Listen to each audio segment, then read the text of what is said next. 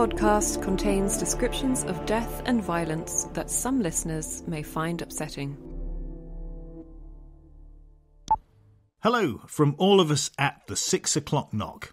We can't believe it's a year since we set off on our journey to re-examine old crimes and unsolved cases with the microscope of modern police practice. I'm Simon Ford, a writer and broadcaster. And I'm Jack Morrell, a former major crime detective. Now, the word former is hard to swallow. I just can't hang up my truncheon. We met at the National Justice Museum in Nottingham, where they have a fine display of truncheons, incidentally. We were introduced by our producer friend Paul Bradshaw. Come closer to the fire, dear boy. What are your thoughts a year down the line? Well, welcome along to our listeners. My name's Paul Bradshaw and I produce the 6 o'clock knock. And I have to say, my little social experiment has been interesting to say the least. Hang on, what social experiment? Well, I wanted to bring together two people with very different character traits, get them together to talk about murder cases and record the conversation. What character traits are you talking about here, Mr. Bradshaw? Well, the first character needed to be from a journalistic background, someone energetic and enthusiastic, who likes to tell a story, a bit like an excited teenager. That'll be you then, Simon. Guilty as charged, my lad. And the second needed to be a battle-weary copper, who's seen the worst kind of human behaviour at close hand, has a story to tell, but is reluctant to tell it. Oh, that'll be you then, Jack. And I'm pleasantly surprised at how well it's turned out. So, what have you learnt then, Paul, since that first meeting back in January 2020? Well, I've learnt that not being able to record on location during a pandemic is not ideal when launching a podcast. That's true. It does seem such a long time since we recorded in the sleepy Warwickshire village of Lower Quinton. It does, doesn't it? It was also the first opportunity to properly talk and introduce ourselves to each other, to share our opinions. And a glass of whiskey in the College Arms, if I remember rightly. We share a liking for whiskey, don't forget. Well, why don't we have a look back on what we've achieved over the last year by going through the 12 episodes.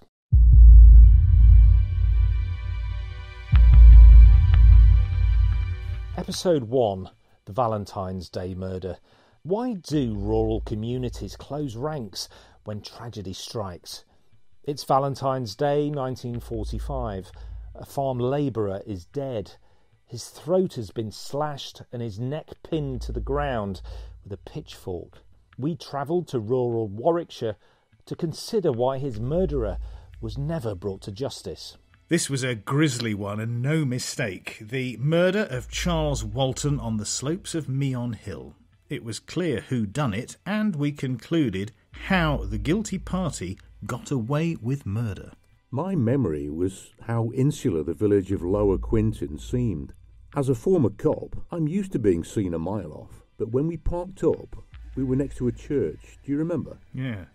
And as we were getting our things together, a dog walker came past us, did a short tour of the church grounds and then back.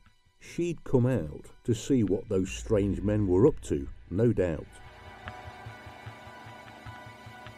Episode 2, The Hammersmith Nudes. How did a convicted double murderer change his name, move to London in the swinging 60s, and find the freedom to kill again and again? Could the Hammersmith Nudes murders have been solved? The crimes were separated by decades. The case showed us two things: the need for a national criminal database and how a psychopath can go about their business undetected because they appear so ordinary. I just wish that we could have visited the locations of those crimes, particularly where the new suspect was living at the time. He may be long dead, but he left a terrible legacy. Episode 3, A Murder in the Family. Why do some men murder when their control over their family is threatened?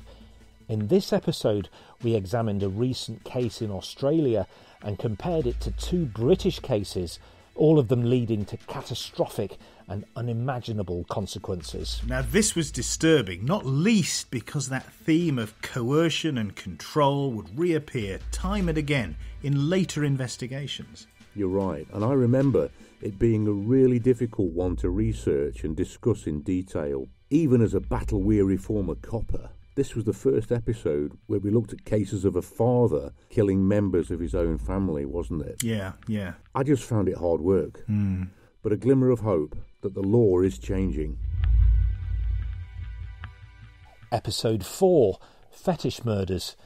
Are sexual fetishes just harmless fun?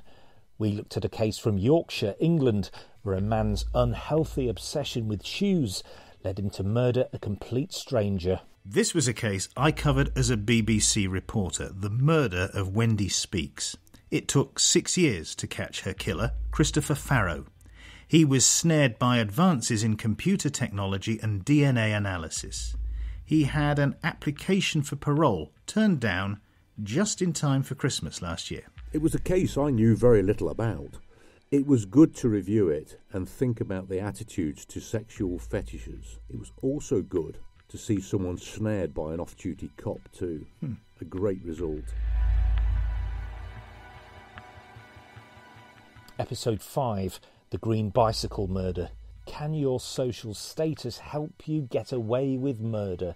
We travelled to Leicestershire and reviewed the case of an arrogant serviceman who went on to murder a young woman who had the temerity to stand up to him. The Green Bicycle Murder. Yeah, this was memorable because we were able to get out and about for the first time in ages after the first lockdown. We walked the lanes and found the spot where Bella Wright met her death. Poor Bella. The system failed you, but we hope we did you justice. Well said, Simon. We visited her grave to show our respect, didn't we? Whilst Simon and I come from different career paths, we share the same view that we should always remember the victims. Episode 6, The Entwistle Murders. What drove an unremarkable man to gun down his wife and infant daughter in cold blood? A British man falls in love with an American woman at university. They marry and start a family. Then tragedy strikes. The transatlantic case of the Entwistle family. Crimes don't come much more tragic or twisted than this. We looked at the case from every harrowing angle before reaching our conclusion. And whichever way you look at it, it's a story of what happens when fantasy comes face to face with reality, and there's no room for manoeuvre. Episode 7, The Australian Ripper. Frederick Deeming was a bigamist, a swindler, and a murderer of 2 women and 4 children. Was he also Jack the Ripper? We looked in detail at the complicated life of a man who has been labelled the Australian Ripper. He was certainly an extremely dangerous character. But Jack the Ripper? Well, listen to episode 7 and judge for yourself. Do you know, Simon, researching this case told me something how society has a habit of enjoying wild speculations and theories about murder cases. This episode made me even more determined to call these things out, to cut through them, to get to the truth. Episodes 8 and 9, The Yorkshire Ripper. We were in the middle of producing our podcast on Peter Sutcliffe when news of his death broke. Yes, and I knew about this case, and it reminds me, as a former detective, that up to the 1990s, we weren't as good as we thought we were. It's as simple as that. Then in episode 10, A Tale of Two Jacks, we followed up on the Yorkshire Ripper and examined one of the most bizarre and deadly hoaxes in the history of criminology. For me, this one got me thinking back to the way the police store property, whether it's exhibits or other case material. In order for Simon to appreciate how things were and how sometimes things can be hard to locate as the years go by. And we rounded off the year with the Pretty Windows murder, an unsolved case from Nottingham, our hometown, in the 1960s. We had a really good look at this one. A lot of research had already been done by a local history blogger. For me, it really highlighted that the optimism of the 1960s masked some real problems in society. There were some dangerous people around who'd grown up in that period after the war. So that's about the size of it. Not bad for a podcast launched in the teeth of a global pandemic. And we hope in a small way we're able to keep you company and make these dark days just a bit more bearable. And special thanks to everyone who's contributed to our Patreon account. Our day jobs are a lot less secure than they were because of COVID, and every penny counts. So please do smash that subscribe button and tell your friends and relations all about us, because when it comes to true crime, there's only one 6 o'clock knock.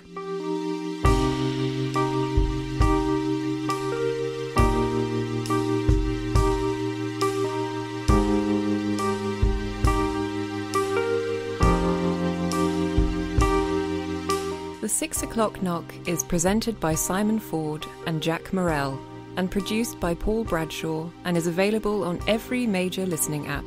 Please help us spread the word by giving us a 5-star review and telling your friends to subscribe.